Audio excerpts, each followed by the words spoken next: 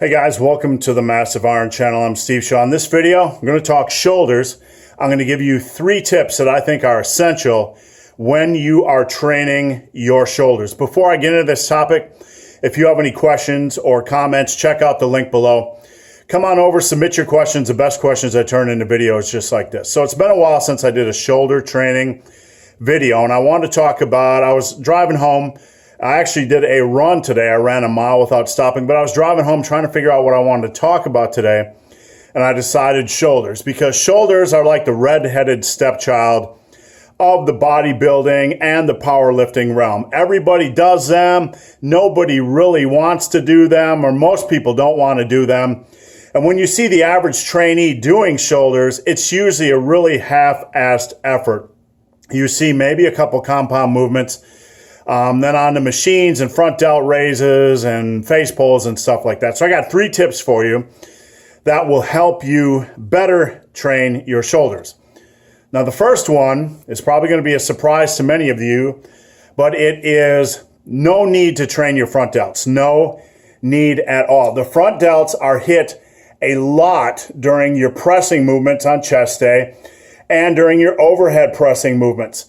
I've been in this game a long time, and it's very, very rare, and I say that with a caveat because I've not met one lifter who didn't have this condition, but it's extremely rare that an experienced lifter will have underdeveloped front delts.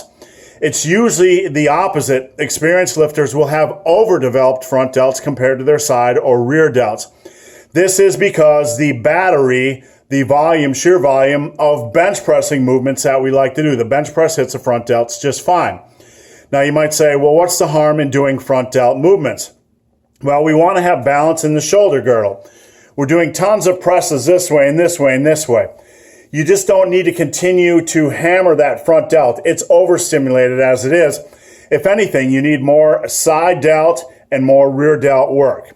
So just keep that in mind. There's absolutely no need, unless you're a genetic freak born with incredibly small or weak front delts, to ever train your front delts. The second tip has to do with compound pressing volume. Back in my day, and I started training around 86, people feared doing too much overhead pressing volume with compound movements. They looked at the shoulders as some body part, some group of muscles that was almost as fragile as glass. And it's kind of ironic because lifters will hammer the heck out of their front delts and their delts during bench presses, but when it comes to shoulder movements or compound shoulder movements, all of a sudden the shoulders are made of glass and very fragile. The shoulders can take a lot of compound sets. I've usually done 2 compound movements per shoulder exercise, anywhere between 5, 6, 7, or even 8 sets of dumbbell and barbell movements. Sometimes I even do a run the rack on dumbbells where I start with 30s and do 10 reps, do the 40s, 10 reps.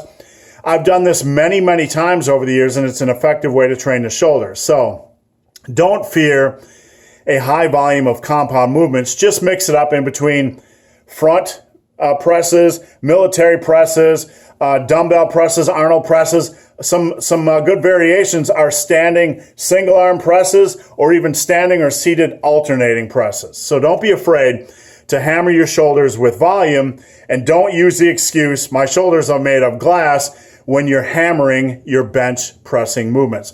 The last tip I have for you has to do with proper grip width when you're doing barbell overhead pressing movements.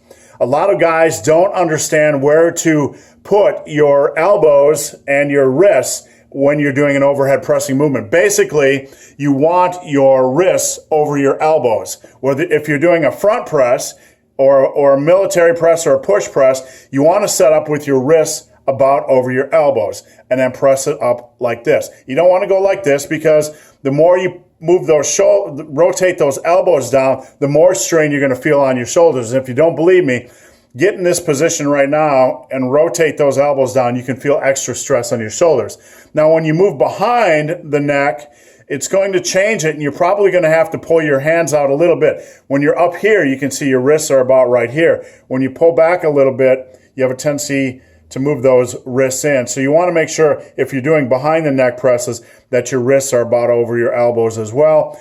And another bonus tip, when you're doing behind the neck presses, I usually don't bring the bar below about mid-ear. That's good enough. Or elbow just a little bit below parallel compared to the shoulder. So that is a good enough range of motion. So guys, hope this video has been of some help. If you have any questions or comments, check out the link below. If you've made it this far in this video and have yet to subscribe to my channel, please do. I'd appreciate the support. So guys, as always, thanks for watching. Have a great day.